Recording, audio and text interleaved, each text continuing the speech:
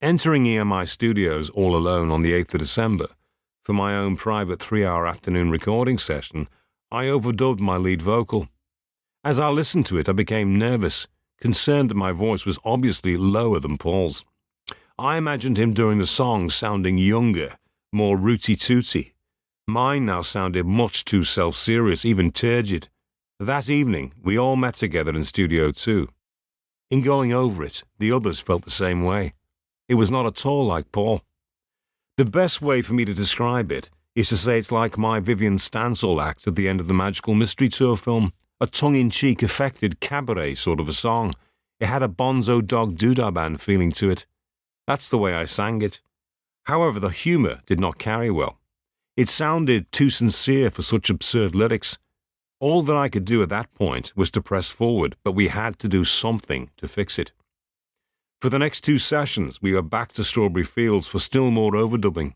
It appeared to be finished again with that work we did on the 9th and 15th of December. On the 20th of December, we were back to working on Paul's old 64, but all agreed to have that work interrupted for each of us to do interviews for the weekly television series Reporting 66. Rumours had been buzzing around London and beyond, at first that Paul had died, and then that our energy or cohesiveness was missing. Revealing internal disharmonies had completely shocked the public. I'd been the worst of all. I was too honest and far less skilled at dealing with the press then. After intense friction with John one night when he was drunk, I believed it was over.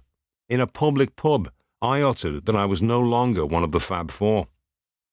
John and George had both expressed doubts of lasting long with me at the helm anyway. With Paul gone, it felt to the others that there already were no more Beatles. Observers picked up on the sudden disharmony. When John returned from Spain, at the casual gatherings where we were expected to be seen together as old chums, onlookers suddenly found a completely different story. The 20th of December interviews were to convince our fans that we were all still one big happy Beatles band, that we, being old childhood chums, were still inseparable. Returning to the studio the next day, 3 session musicians added clarinet to 64. Then John added more vocals and another piano track to Strawberry Fields. We were back at it the next day, December 22nd, again fixing Strawberry Fields, playing what were the 2 best tracks, one excluding the trumpets and one with them. John decided the song needed a minute to build up to it. Yet rather than calling those musicians back for another session, John wanted to splice the 2 recordings together exactly at the 60-second point.